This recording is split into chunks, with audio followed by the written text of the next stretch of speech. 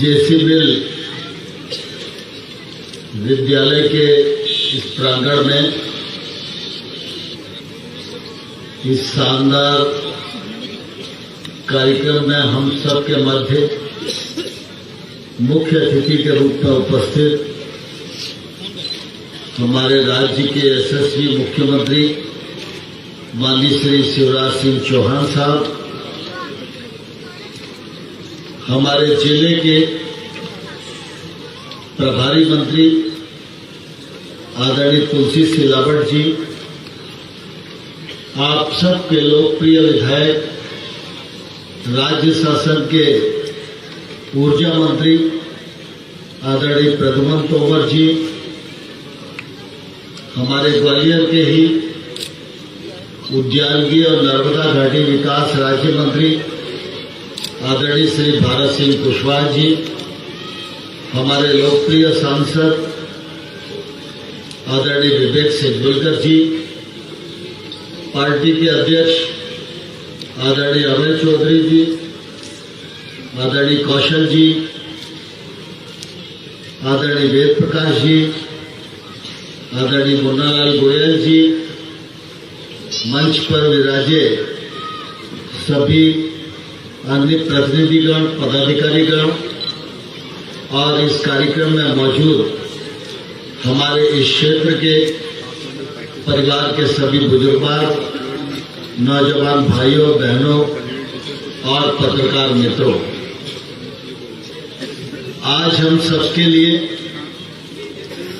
बहुत ही प्रसन्नता का क्षण है जब मुख्यमंत्री जी की उपस्थिति में हम एक अपने क्षेत्र के खेल स्टेडियम का भूमि पूजन संपन्न कर रहे हैं। मैं इस मौके पर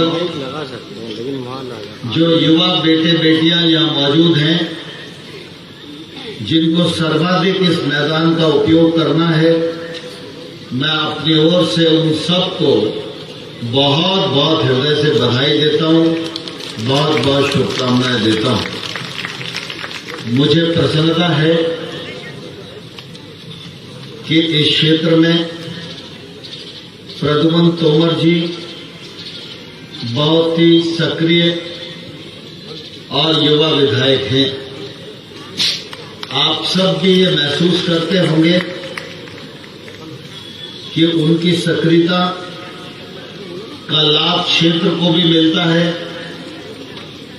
पार्टी को भी मिलता है और विकास को भी मिलता है। मुझे बहुत इसलिए भी प्रसन्नता है कि लगभग 15 साल तक 3 चुनावों में आप सबकी सेवा करने का मुझे भी अवसर आप सब लोगों ने दिया। मैं निश्चित रूप से आप सबका ऋणी था और आज भी ऋणी हूं, लेकिन मैं उस समय जो काम छोड़ गया था, लगभग उन सब कामों को प्रद्युम्न तोमर जी ने टेकअप किया और आज उन सब कामों को वो आगे बढ़ाने का प्रयत्न कर रहे हैं। इसके लिए मैं उनका भी हृदय से बहुत बहुत स्वागत करता हूं, अभिनंदन करता हूं। आज हम सबके लिए सौभाग्य का विषय है कि मुख्यमंत्री जी हमारे बीच में विराजमान हैं। मेरे पूर्व वक्ताओं ने भी उनके बारे में काफी कुछ अपनी बात रखी है, लेकिन मैं संक्षिप्त में 1-2 निवेदन आप सबके मध्य जरूर करना चाहता हूं। हम सब जानते हैं कि लोकतंत्र में राजनीति का प्रमुख स्थान है और लोकतंत्र में अगर विकास करना है, सेवा करना है, तो सरकार का होना भी बहुत जरूरी है। लेकिन सरकार में कौन रहे, कौन व्यक्ति बैठे, कौन पार्टी बैठे, यह जनता के ध्यान में हमेशा रहना ही चाहिए। हम सब इस बात को जानते हैं, कई सरकारें 2003 से पहले रही और 2018 के बाद भी राज्य में 1.25 साल तक एक सरकार थी। जब 2003 से पहले का समय था, तब मध्य प्रदेश में अंधेरा ही अंधेरा था, अविकास ही अविकास था, चारों तरफ निराशा थी, चारों तरफ भ्रष्टाचार था, और जब भी विकास की बात होती थी तो ये कहा जाता था कि विकास के लिए पैसा नहीं। 2003 में आप सबके आशीर्वाद से भारतीय जनता पार्टी की सरकार मध्य प्रदेश में बनी,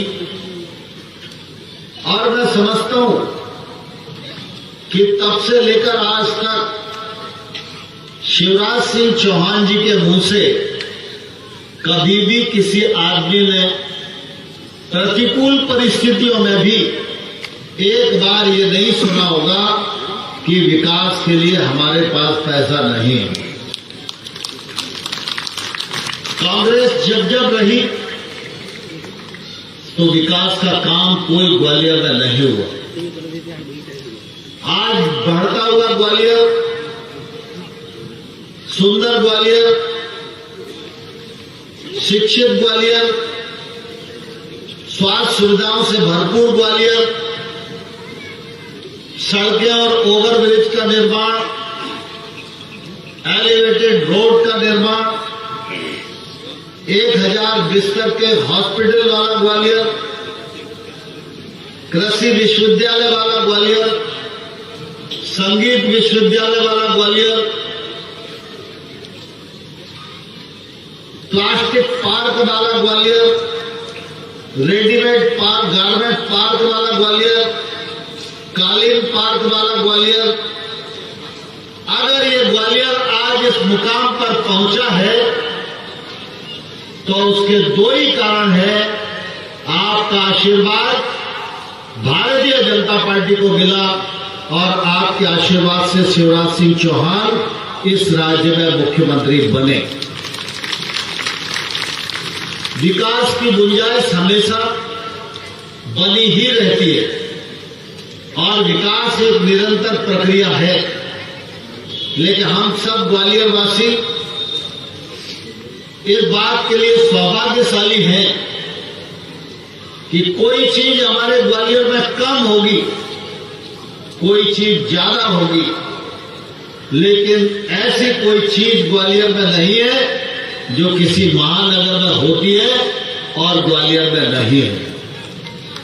आज ग्वालियर स्मार्ट सिटी का पार्ट है, आज ग्वालियर अमृत योजना का पार्ट है, ग्वालियर गरीबों को आवास देने के मामले में अग्रणी जिला है, ग्वालियर में अच्छे म्यूजियम बन रहे हैं, ग्वालियर में अच्छी लाइब्रेरी बन रही है, ग्वालियर के सीवेज ट्रीटमेंट प्लांट चालू हो गए और आज ग्वालियर में गंदगी को भी साफ करने का एक अभियान तीव्र गति पर चल रहा है। प्रद्युमन सिंह जी ने अभी कहा कि इंदौर स्वच्छता में नंबर 1 है, तो ग्वालियर को भी नंबर 1 होना चाहिए। मैं उनकी बात का समर्थन करते हुए आप सब लोगों से यह आग्रह करना चाहता हूं, इंदौर अगर स्वच्छता में नंबर 1 आया तो इसमें किसी मशीन का योगदान होगा, नगर निगम के अमले का योगदान होगा, राज्य सरकार के कुछ फंड का योगदान होगा, लेकिन मैं यह मानता हूं कि सबसे ज्यादा योगदान अगर किसी का है तो इंदौर की जनता जनार्दन का है। जनता जनार्दन जिस दिन तय कर लेगी उस दिन निश्चित रूप से ग्वालियर नंबर 1 होगा। आपके प्रतिनिधि ने आप सबको संकल्प कराया है, इस दिशा में हम सब मिलकर प्रवृत्त हों और आने वाले कल में ग्वालियर को और आगे बढ़ाएं और ग्वालियर स्वच्छता में नंबर 1 हो। इस अभियान में पूरी ताकत के साथ लगे। पुनः इस मौके पर माननीय मुख्यमंत्री जी का हृदय से बहुत बहुत स्वागत, बहुत बहुत अभिनंदन करते हुए अपनी वाणी को विराम देता हूं। बहुत बहुत धन्यवाद।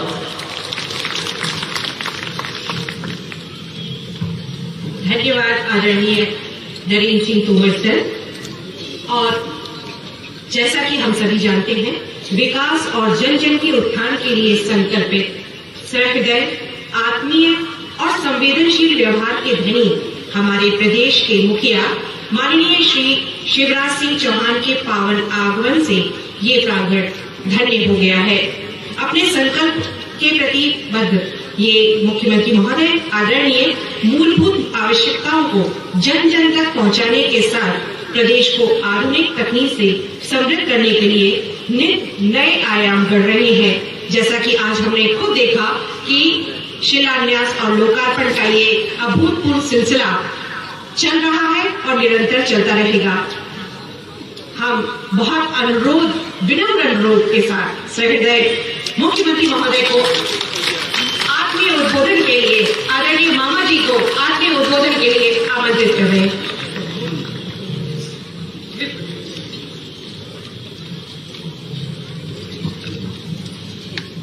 बोलिए भारत माता की, भारत माता की, ग्वालियर की जनता की।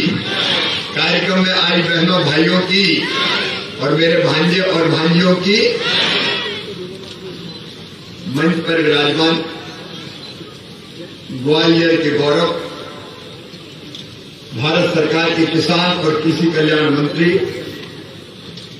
हमारे नेता जिन्होंने इस क्षेत्र का प्रतिनिधित्व भी किया है, आदरणीय श्रीमान नरेंद्र सिंह तोमर जी, जिले के प्रभारी मंत्री, लगातार विकास के लिए प्रयत्नशील आदरणीय तुलसीराम सिलावट जी, हमारे ऊर्जावान ऊर्जा मंत्री। अच्छा, ऊर्जा भी बहुत है और विनम्रता भी बहुत है। कई बार ये दोनों तालमेल नहीं मिलते। जिसमें ऊर्जा होती वो अकड़ता ही रहता है, जानते नहीं हूं मैं कौन हूं, लेकिन मैंने हमेशा उनको जनता के सामने झुकते हुए देखा है। एक उदाहरण है वो आदरणीय प्रद्युम्न सिंह तोमर जी, हमारे वरिष्ठ नेता, यशस्वी सांसद, विजनरी व्यक्तित्व,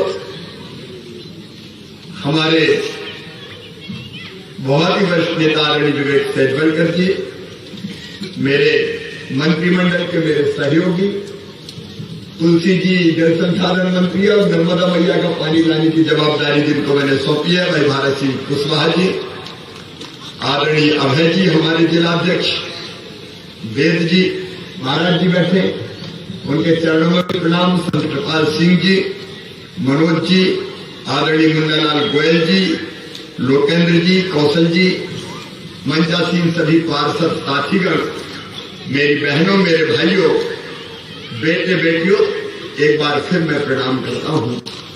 मेरा कार्यक्रम पहले हम आने का नहीं था, लेकिन परसों या नरसों प्रद्युम्न जी का मुझे फोन आया। मैं आ रहा था ग्वालियर ग्रामीण, प्रद्युम्न जी ने कहा कि ग्वालियर ग्रामीण में आ रहे, तो हमारे ग्वालियर नगर में भी आप आ जाओ। यहाँ की जनता चाहती है कि स्पोर्ट्स कॉम्प्लेक्स का भूमि पूजन आपके हाथों हो, तो तुमने पुकारा और हम चले आए। प्रद्युम्न जी के स्नेहपूर्ण आमंत्रण को मैंने तत्काल स्वीकार किया और आपके दर्शन करने आ गया। प्रिय बहनों और भाइयों, देखिए सोच में और प्राथमिकताओं में सरकार की अंतर होता है। अभी प्रद्युम्न जी बता रहे थे 7 साल के लिए कैसे मुख्यमंत्री आए थे कि जिनसे जब मांग करते थे कि विकास के लिए पैसा दे दो, वो एक ही बात कहते थे, मेरे पास पैसे नहीं है, मामा खजाना खाली कर गया। इनका मामा नहीं हो गया, औरंगजेब हो गया। हमेशा वो यही बात करते थे, कोई भी चले जा, पैसे नहीं है, खाली हो गया। लेकिन आज मैं पूरे आत्मविश्वास के साथ कह रहा हूं, मोदी जी हमारे प्रधानमंत्री हैं, ऐसे विजनरी लीडर कि जिनने हिंदुस्तान का नाम पूरी दुनिया में रोशन करके भारत को सबसे आगे खड़ा कर दिया। उनका स्नेह हमको मिलता है। और आज मैं विश्वास पूर्वक कहता हूं, वो कहते थे खजाना खाली है, मैं कहता हूं विकास के लिए हमारे पास पैसे की कोई कमी नहीं है। जो जरूरी है, आवश्यक है, वो करें।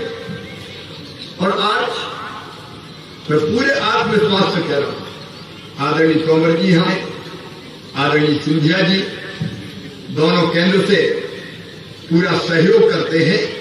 मैं आज आपको ग्वालियर के मेरे बहनों और भाइयों वचन देता हूं कि जो ये बात कही जाती थी, तुलसी जी आप बैठे हैं, कि इंदौर भोपाल को ज्यादा ध्यान दिया जाता है। अब अगर इंदौर में 1 रुपया खर्चा होगा तो ग्वालियर में 1.25 रुपया खर्चा होगा। और एक ने अनेकों बड़ी परियोजना आकार दे रही है।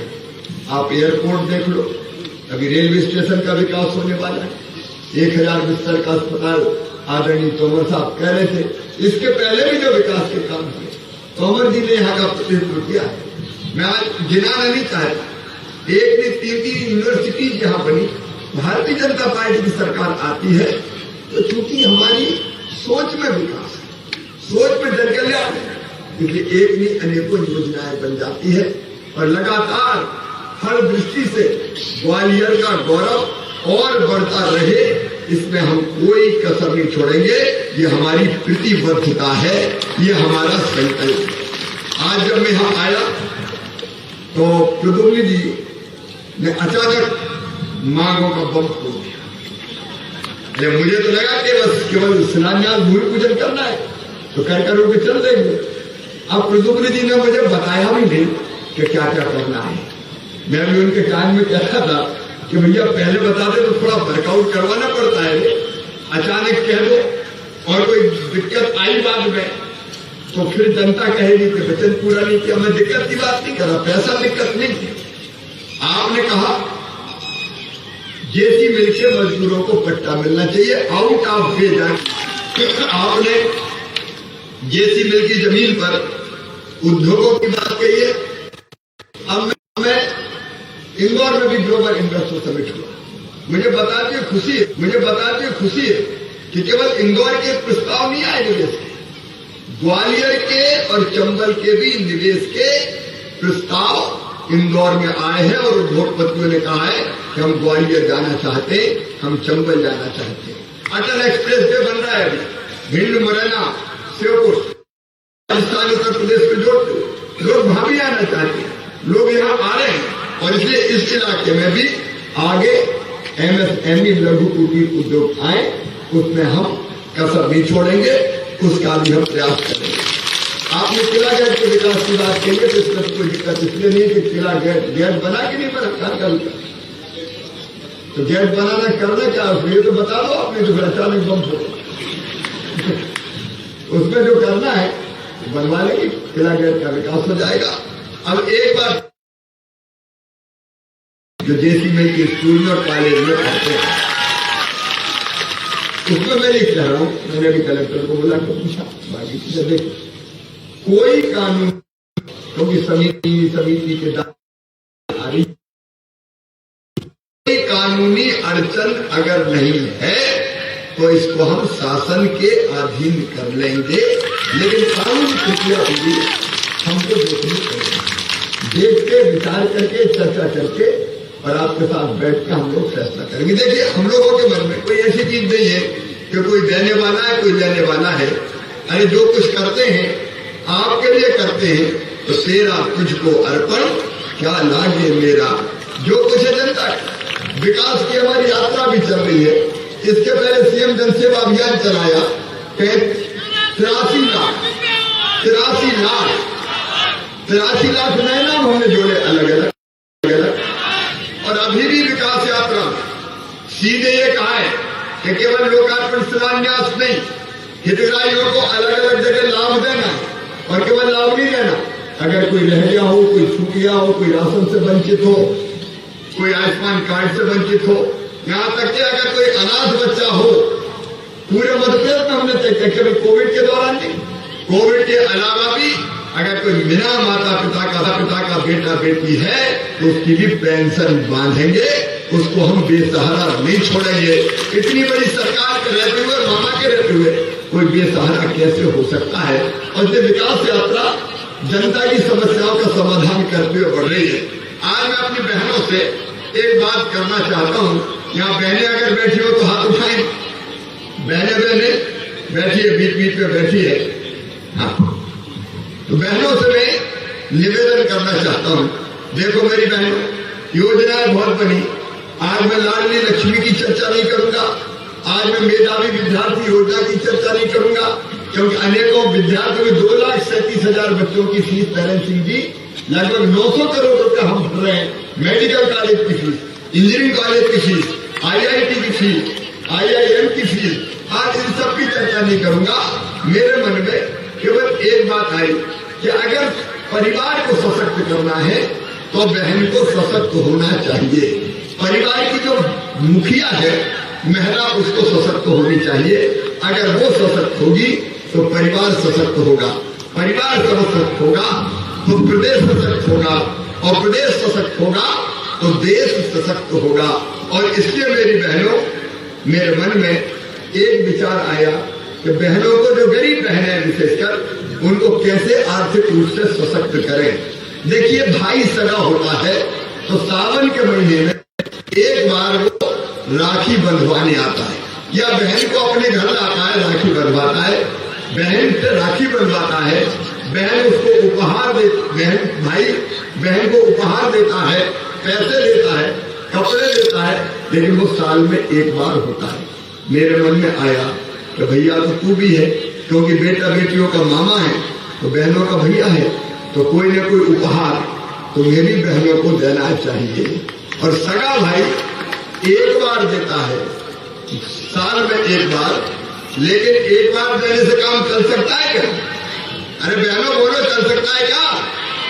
नहीं चल सकता।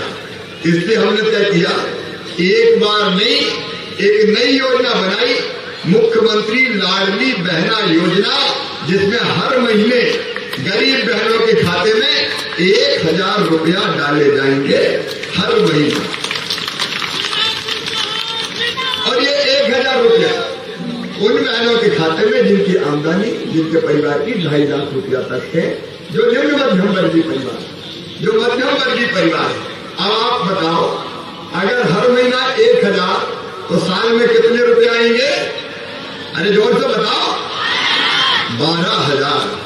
अच्छा, ये एक परिवार का मतलब है पति, पत्नी और उसके बच्चे, ये हो गया एक परिवार। अगर कोई घर में 2 बहुएं हैं तो उनके घर में कितना आएगा? अरे हिसाब लगा के बताओ ना, 24,000। और केवल इतने ही नहीं, अगर घर में सासू माँ भी है और वो भी गरीब है, उसको भी पेंशन मिल रही है, तो उसकी पेंशन भी बढ़ा के कर दूंगा 1,000। तो सासू जी को फिर कितने मिलेंगे? अरे साल भर में कितने मिलेंगे? 12,000। तो कितने हो जाएंगे? 12 या 36,000। और देखो, ये केवल पैसे नहीं आएंगे, बहन के पास अगर पैसे आएंगे तो बहन फालतू खर्चा नहीं करेगी। एक बार भाई तो कर सकता है गड़बड़ सड़बड़, लेकिन बहन नहीं करेगी। अगर वो पैसा खर्चा करेगी तो बच्चे को दूध पिलाएगी, दाल लाएगी, फल लाएगी, सब्जी लाएगी, छोटा मोटा दवाई लाएगी, वो पैसा खर्चा करेगी अपने बच्चों की बेहतरी के लिए। बताओ सही बात है कि नहीं? तो बच्चों का पोषण का स्तर बढ़ेगा और थोड़े बहुत बचा के भी रखेगी। अभी तो क्या होता है कि जब जरूरत पड़ती है तो पतिदेव से मांगती है कि माँ की जा रही, जरा थोड़े से पैसा तो दे दो। तो कई बार पतिदेव डांट डूट देते हैं कि लगी है, कहां से दे आऊंगा। अभी वो मांगने वाली है, लेकिन वो जब पैसा कुछ बचा के रखेगी और पतिदेव संकट में हुए तो कहेगी मुन्ना के पापा चिंता मत करो, ये धरे ले जाओ। तो बहन मांगने वाली नहीं, बहन देने वाली बन जाएगी। बन जाएगी कि नहीं बन जाएगी? अच्छा, इससे एक फायदा और होगा, सास और बहू का प्रेम भी बढ़ जाएगा। जब बहू के खाते में हर महीना 1000 रुपया आएंगे तो सासू जी कहेगी बहू को भी जरा रोटी में घी लगा लगा के खिलाओगी। और सास को अगर पेंशन मिलती उसको भी 1000 रुपये आएंगे तो बहू कहेगी सोने के पहले माता जी के पैर तो दबा लो। तो बताओ प्रेम बढ़ेगा कि नहीं बढ़ेगा? ये परिवार को मजबूत करने वाली योजना है और ये योजना मेरी अंदर आत्मा से दिल से निकली है। देखिए ये केवल बांटना नहीं, ये परिवार के जीवन स्तर को ऊपर उठाने का एक महाअभियान है। ये सामाजिक क्रांति है जो मध्य प्रदेश की धरती पर हो रही है। सब जातियों के लिए, सब समाजों के लिए, कोई भेद नहीं, जात पात पूछे नहीं कोई, हरि को भजे सो हरि को होए, सबके लिए ये योजना। और इसलिए इस योजना को 5 मार्च के दिन ये होगी कैसे ना, 5 मार्च से आवेदन भरे जाएंगे। आवेदन भरने दफ्तर नहीं जाते, हमारे कलेक्टर नगर निगम कमिश्नर वगैरह है क्या? यहाँ वार्ड में शिविर लगेंगे, ये लोग जहाँ चाहेंगे वहाँ शिविर लगेंगे। एक वार्ड में 4-4, 5-5 लगे ताकि भीड़ ना हो। बिल्कुल सिंपल फॉर्म होगा, आप लोग जाएंगे कार्यकर्ता, अरे भैया भारतीय जनता पार्टी के कार्यकर्ता लोगों की सेवा में लगो, जैसे अभी विकास यात्रा में लगे हो इसमें भी लगे, ताकि किसी को भटकना ना पड़े। कर्मचारी भी अधिकारी भी साथ रहेंगे। और मार्च में और अप्रैल में आवेदन भरे जाएंगे। मई में और आवेदन भी सिंपल रहेगा, फॉर्म छप जाएगा, नाम, पति का नाम या पिता का नाम, बहुत सिंपल। और आमदनी बहुत सिंपल बना रहे ताकि कोई घुमा नहीं पाएगी, तो घन चक्कर बन जाए फॉर्म भरने के चक्कर में। ये भी बड़ी गड़बड़ हो जाती है, कई बार योजना बने तो लाभ लेने में कई बार दिक्कत हो जाती है। इसलिए सरल आवेदन भरे जाएंगे, मार्च अप्रैल में आवेदन भरे जाएंगे, मई में जांच होकर फाइनल सूची बन जाएगी और जून के महीने से बहनों के खाते में पैसा आना शुरू हो जाएगा। मार्च को एक महिला सम्मेलन होगा और वार्डों में भी महिलाओं को जोड़ना, बहनों को जोड़ना है। मैं भोपाल से बोलूंगा, आप हर वार्ड में बहनों को जोड़े, वहां वो सुनेंगी। और तारीख भी तय कर दी, हर महीने की 10 तारीख को बहनों के खाते में पैसा डल जाएंगे, न आगे न पीछे। अगर 10 तारीख को कोई इतवार हो गया, रविवार हो गया, छुट्टी का दिन हो गया तो एक दिन आगे बढ़ सकता है। देखिए केवल योजना नहीं है, ये जनता की जिंदगी बदलने का अभियान। ये लाडली लक्ष्मी बेटी से और आगे एक अभियान, और लाडली लक्ष्मी योजना, कन्या विवाह योजना, और मुख्यमंत्री लाडली बहना योजना। और बुजुर्गों चिंता मत करो, तीर्थ दर्शन कमलनाथ ने बंद कर दी थी कि नहीं? सिलावट जी, तीर्थ दर्शन बंद कर दी थी कि नहीं कर दी? अब फिर से इसलिए तो आ गए हमारे करें, चलो मामा के साथ सवाई बंद किए। अब तीर्थ दर्शन यात्रा भी चालू, और इस बार हवाई जहाज से बुजुर्गों को तीर्थ यात्रा करवाने ले जाएंगे। अरे गरीब भी हवाई जहाज में बैठ जाए यार, एक आध बार बुढ़ापे में तीर्थ करेगा कोई योजना भी मार्च में फाइनल हो जाए, तो रेलों से तो नहीं जाएंगे। हमारे बुजुर्ग हवाई जहाज से भी तीर्थ यात्रा करने जाएंगे। एक नया जमाना है, कोई चीज विशेष लोगों के लिए नहीं, आम जनता विशेष है। मेरे प्रिय बहनों और भाइयों, आज जो सौगात मिली है उन सब सौगातों के लिए मैं आपको बधाई देता हूं। लेकिन एक अपील जो प्रद्युम्न जी ने दी, बिजली का मंत्रालय बहुत कुशलता और योग्यता के साथ वो संभाल रहे, संकट नहीं आने दिया, लगातार प्रयत्नशील है। यहाँ के विकास के लिए भी वो लगातार प्रयत्न करते। और उसके बाद आदरणीय तोमर जी जो हमारे एक तरह से प्रेरणा है, उनने भी आज ग्वालियर को एक अपील की है, भैया इंदौर इस स्वच्छता में नंबर 1 पे। हमने क्या कमी बताओ? ग्वालियर में कोई कमी है क्या? अरे जोर से बताओ, कोई कमी है क्या? अब ये गाड़ियां बाड़ियां बाकी सब चीजें जाएगी, उसकी चिंता मत करो। बस एक बार ग्वालियर की जनता ठान ले कि इंदौर को पीछे छोड़ना है तो ग्वालियर नंबर 1 बन सकता है। मैं भी आप सबसे अपील करता हूं कि ग्वालियर को नंबर 1 बनाने का मेरे साथ संकल्प लीजिए, स्वच्छता में भी और बाकी क्षेत्रों में भी। तैयार हैं तो अपने अपने स्थान पर खड़े हो जाएं। दोनों हाथ ऊपर उठाए, दोनों मुट्ठी बांधे और भारत माता की जय बोल के ग्वालियर को नंबर 1 बनाने का संकल्प में बोलिए भारत माता की, भारत माता की। बहुत बहुत धन्यवाद, प्रणाम, नमस्कार। राज चौहान जिंदाबाद, राज सिंह चौहान जिंदाबाद। धन्यवाद आदरणीय मुख्यमंत्री महोदय, इतनी सौगातों को हमें सौंपने के लिए और भविष्य में इतनी मनोहारी और लोकहितकारी योजनाओं को क्रियान्वित करने के लिए। और मैं अब आमंत्रित कर रही हूँ, समय सीमित है इसलिए हमने अपनी सूची को सीमित कर दिया है।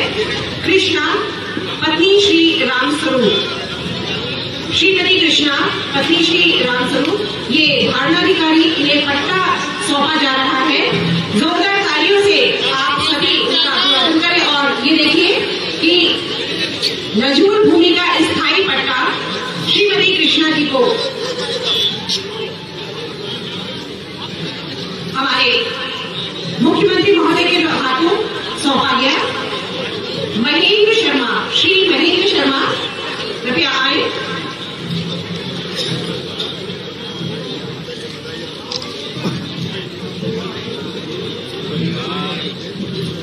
और अब श्री हर्षित पुत्र श्री पूरण स्वरोजगार योजना के अंतर्गत आपको चेक सौंपा जा रहा है माननीय मुख्यमंत्री महोदय के कटकमलों के द्वारा।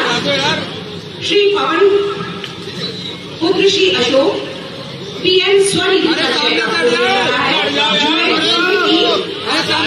प्रधानमंत्री आवास की चाबी आपको सौंपी जा रही है और लाडली लक्ष्मी योजना के सर्टिफिकेट कुमारी शिफा पुत्री श्री लाल बहादुर, ये लाडलिया मंचासीन है, और कुमारी मानवी पुत्री श्री विक्की आर्य। खेलो इंडिया में अभी हम अपने मध्य प्रदेश का परचम लहरा चुके हैं। श्री अंकित पाल हॉकी खिलाड़ी और पायल शेखावत फुटबॉल खिलाड़ी, इन्होंने जिस साधना से खेलों में हमारे मध्य प्रदेश को गौरवान्वित किया है, इसके लिए इन्हें यहाँ सम्मानित किया जा रहा है और खेल किट का दिया जा रहा है। और अब मैं आदरणीय अभय चौधरी सर को बुला रही हूँ आभार प्रदर्शन के लिए, जिलाध्यक्ष भाजपा ग्वालियर।